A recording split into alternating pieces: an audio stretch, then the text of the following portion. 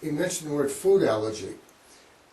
Pediatricians have a tendency now to give solid foods later, and one of the theories is that if you give it later, there's less chance of developing allergies. Is that true? We feel at this point that later introduction of certain foods does decrease the risk of allergies. The data is mixed.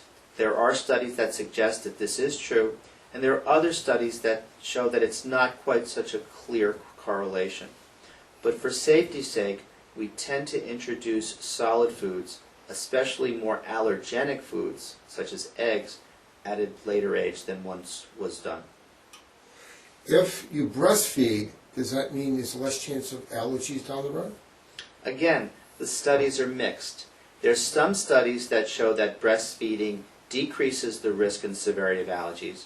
Yet there's also one very well done study that suggested that children who breastfed had a greater problem with allergies. I think a lot depends upon the mother's diet. Remember that when you breastfeed, you expose the child to everything you've eaten. And so the proteins that you eat that pass on through breast milk are exposing the child, and therefore may be setting them up for allergy symptoms later. The recommendation then is to minimize eating more highly allergenic foods, such as eggs and peanuts, during periods of breastfeeding. This should help minimize the exposure to these allergens and hopefully decrease the risk of allergies later on. Since a child starts eating the day it's conceived, is there anything that could be done during a pregnancy that can minimize allergy? We're not sure. The immune system is still developing during pregnancy, and even for the first several months after birth, the child's immune system is continuing to develop. At this point, we're uncertain as to whether manipulations during the pregnancy will actually change the immune system's development and therefore the development of allergy. It's an interesting area of study, but we do not yet have a definitive answer. How would you know if a kid's allergic to milk?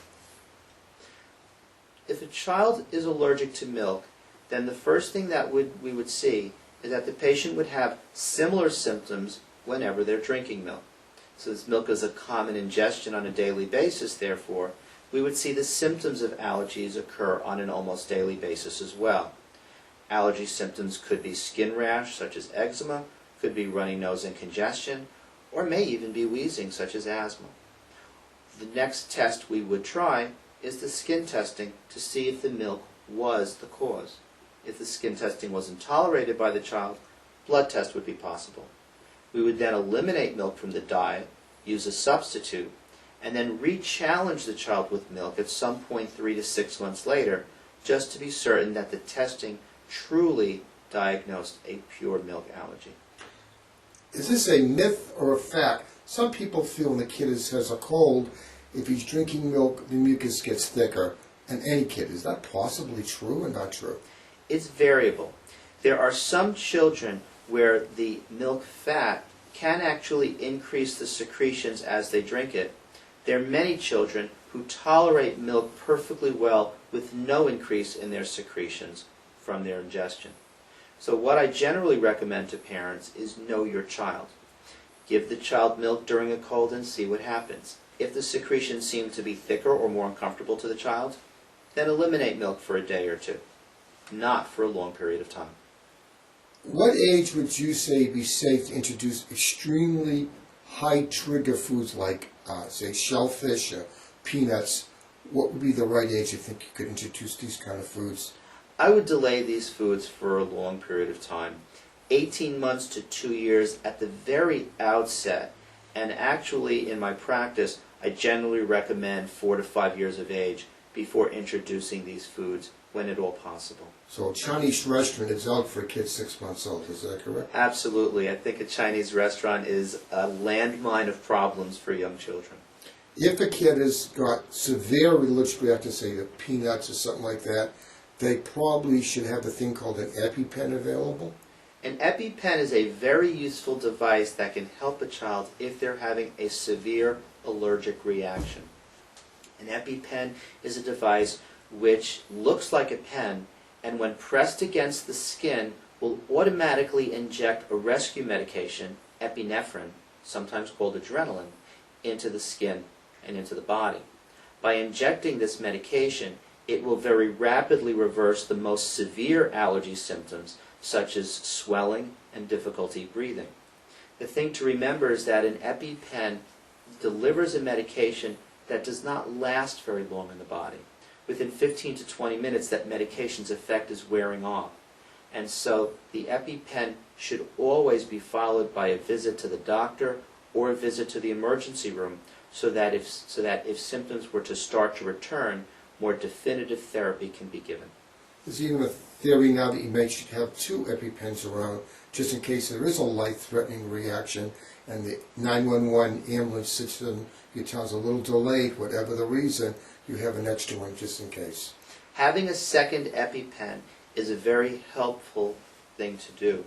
And we always prescribe 2 EpiPens for families, not just 1. 20 minutes is not a very long period of time. And so if symptoms return before getting to the doctor, the second EpiPen becomes quite helpful.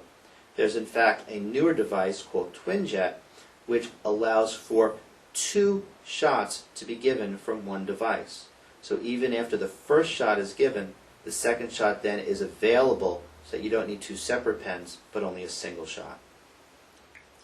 If the kid had difficulty breathing after taking maybe some peanuts and seemed to have some tightness in the chest, giving a kid something like an antihistamine and not giving the EpiPen wouldn't be a wise thing to do. Correct. Antihistamines treat certain symptoms of allergies. The EpiPen treats other symptoms of allergies.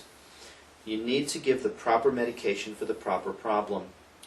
Antihistamines treat the congestion, the runny nose, and could also help with the skin rash, the hives that allergies cause. But breathing difficulties are not effectively treated by antihistamines.